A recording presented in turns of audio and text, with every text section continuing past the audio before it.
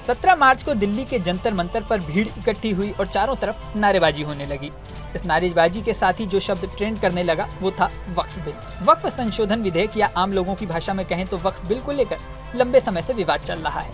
इसका पूरा नाम समकेतिक वक्फ प्रबंधन, सशक्तिकरण, दक्षता एवं विकास अधिनियम 1995 है। इसे लेकर एक बार फिर से राजनीति गर्मा गई है। दरअसल कुछ समय पहले बीजेपी ने वक्फ संशोधन विधेयक संसद में पेश किया था, लेकिन इसे लेकर विपक्षी दलों ने हंगामा कर दिया था। विवाद खत्म करने के लिए जेपीसी का गठन किया गया था। जेपीसी की रिपोर्ट सामने आई तो फिर संसद में बहस हुई। अब संसद में बजट सत्र का दूसरा सेशन 17 मार्च से शुरू हुआ है। माना जा रहा है कि वक्फ संशोधन विधेयक का मुद्दा भी इसमें उठ सकता है। वहीं AIMPLB यानी all India Muslim personal law board ने जंतर मंतर पर इस विधेयक के खिलाफ प्रदर्शन शुरू किया है। इसमें कई मुस्लिम संगठनों ने भाग लिया। तो चलिए समझते हैं कि आखिर इस बिल में या विधेयक में ऐसा क्या है जिससे मुस्लिम संगठनों को दिक्कत है। दरअसल पूरी बात समझने के लिए हमें वक्फ को समझना होगा। इस्लाम में पैगंबर मोहम्मद के समय से ही वक्फ की परंपरा है। वक्फ का मतलब है कि कोई भी व्यक्ति अपनी प्रॉपर्टी का हिस्सा या सामान इस्लाम के लिए और मानवता के लिए दे सकता है। एक बार वक्फ करने के बाद प्रॉपर्टी अल्लाह की मान ली जाती है, लेकिन वक्फ कई तरीके से होता है। भारत में जब इस्लाम धर्म के लोग बढ़े तो वक्फ होने वाली प्रॉपर्टी भी बढ़ी, लेकिन इसके रखरखाव के लिए कोई स्पेशल नियम नहीं था। ऐसे में वक्फ प्रॉपर्टी बढ़ती गई और इसे लेकर कई बार विवाद भी हुए।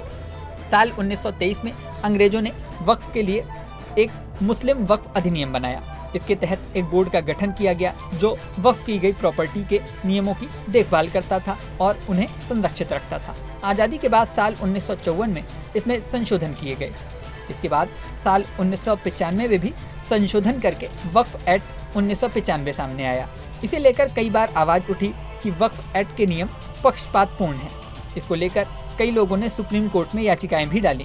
वहीं देश के मुसलमानों की स्थिति पता लगाने के लिए यूपीए सरकार ने मार्च 2005 में सच्चर कमेटी का गठन किया। सच्चर कमेटी की रिपोर्ट में कहा गया कि वक्फ बोर्ड के पास 4,90,000 से ज्यादा रजिस्टर्ड प्रॉपर्टी हैं। सच्चर कमेटी का मानना था कि वक्फ की प्रॉपर्टी से सालाना 12,000 करोड़ रुपए से ज्यादा की इनकम जनरेट होनी चाहिए, लेकिन ये आमदनी सिर्फ 163 करोड़ रुपए हो रही है। इन स्थितियों को देखते हुए वक्फ एक्ट में सुधार के लिए वक्फ संशोधन विधेयक संसद में पेश किया गया। विधेयक में पुराने कानून में 44 संशोधन लाने और संशोधित कानून को समेकित वक्फ प्रबंधन, सशक्तिकरण, दक्षता और विकास अधिनियम 1995 नाम देने का प्रस्ताव है। हालांकि संसद में इसे लेकर विवाद हो गया। वक्फ संशोधन विधेयक 2024 भारतीय लोकसभा में 8 अगस्त 2024 को पेश किया गया। विधेयक में 1923 के मुस्लिम वक्फ अधिनियम को रद्द करने और 1995 के वक्फ अधिनियम में संशोधन करने का प्रस्ताव रखा गया। हालांकि विपक्ष ने इस नए बिल का विरोध कर दिया।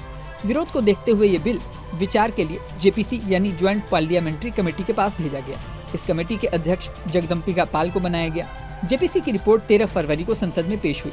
समस्या ये है कि विपक्ष का आरोप है कि जेपीसी की रिपोर्ट में उन लोगों के संशोधनों को नहीं रखा गया है जिन्हें जेपीसी के सदस्य के तौर पर शामिल तो किया गया था, लेकिन वो विपक्षी दलों से जुड़े थे, जबकि सत्ता पक्ष से जुड़े लोगों के विचारों को प्रमुखता से रखा गया है। इसके अलावा इस बिल के विरोध की मुख्य वजह AIMIM चीफ असदुद्दीन ओवैसी ने बताई। सुनिए उनकी बात। नहीं, हमारा काम विरोध करना है क्योंकि ये अनकॉन्स्टिट्यूशनल है। ये बिल वक्फ की जायदाद को बचाने के लिए, एनक्रोचर्स को निकालने के लिए नहीं, ना उसकी इनकम को बढ़ाने के लिए, बल्कि वक्फ की जायदादों को ख़त्म करने के लिए, मुसलमानों से उनकी मस्जिदें, दरगाहें, खानखाहें, कब्रस्तान को छीनने के लिए इस तरह का प्रोविजन उसमें रखा गया है। तो इनकी नीयत खराब है और ये चाहते हैं कि देश में और दूरियां बढ़े दो बड़े समुदायों में। तो इसका विरोध, क्योंकि संख्या बल तो है बीजेपी। अरे हाँ, देखिए, हम तो ये कह रहे हैं कि हम विरोध करेंगे अगर चंद्रबाबू नायडू, पासवान साहब और नीतीश कुमार और हमारे अजीत सिंह साहब के बेटे अगर इसका तायीद करेंगे तो इनको जनता जिंदगी भर याद रखेगी। बिहार में ले जाएंगे इस मुद्दे को नीतीश कुमार के खिलाफ ये देखते हुए, क्या बिहार में आप ले जाएंगे इस मुद्दे को? ये तो देश में जाएगा मुद्दा, सिर्फ बिहार के लिए, देश में जाएगा, बिहार में जाएगा। वहीं बीजेपी के प्रवक्ता शहनवाज हुसैन का कहना है कि वक्फ के नाम पर लूट रोकने के लिए ये बिल लाया गया है। सुनिए उन्होंने क्या कहा। देखिए, राजनीतिक एजेंडे के तौर पर ये प्रदर्शन हो रहा है। जो वक्फ अमेंडमेंट एक्ट आया है वो जेपीसी में उसमें डिस्कशन हुआ है, सबसे राय ली गई है और वक्फ की जायदाद की आज तक तो लूट हुई है।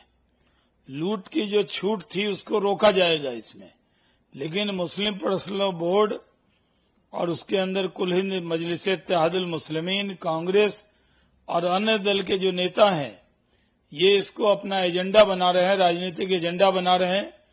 इससे कुछ होने वाला नहीं है। ये बिल पार्लियामेंट में पास होकर रहेगा और वक्फ की जायदाद जो है वो सही हाथों में रहेगी। अभी तक वक्फ की जायदाद जो लूटी गई उसके जिम्मेदार कौन है?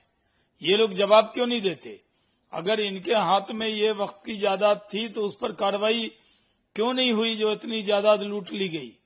तो ये वक्फ अमेंडमेंट एक्ट, वक्फ की जायदाद में कोई भी गड़बड़ी नहीं होगी। वक्फ के हित में है ये वक्फ अमेंडमेंट एक्ट। भाई कानून में कमी थी तभी तो सरकार के रहते भी कब्जे हो रहे थे। अब कानून में संशोधन कांग्रेस ने किया तब तो बहुत अच्छा था, और आज मोदी गवर्नमेंट अगर संशोधन कर रही है तो उस पर राजनीति की जा रही है। जिस तरह एनआरसी पर भ्रम पैदा किया था इन लोगों ने, उसी तरह वक्फ अमेंडमेंट एक्ट पर ये भ्रम पैदा कर रहे हैं। इनके भ्रम पैदा करने से कुछ भी होने वाला नहीं है। इसके अलावा कांग्रेस नेता इमरान मसूद ने क्या कहा, सुनिए। देखिए, हम लोग पहले दिन से इसके खिलाफ बोलने का काम कर रहे हैं। हम लोग क्योंकि हम लोगों ने बार बार कहा है ये संविधान के ऊपर ओवरलैपिंग है और ये संविधान को पूरी तरीके से दरकिनार करने की कोशिशें की जा रही हैं।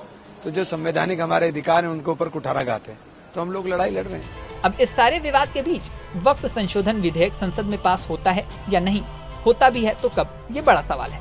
इस वीडियो में फिलहाल इतना ही। बने रहें न्यूज नेशन के डिजिटल प्लेटफॉर्म पर। न्यूज नेशन अब व्हाट्सएप पर खबरों के ताजा अपडेट के लिए न्यूज नेशन के इस QR कोड को स्कैन करें।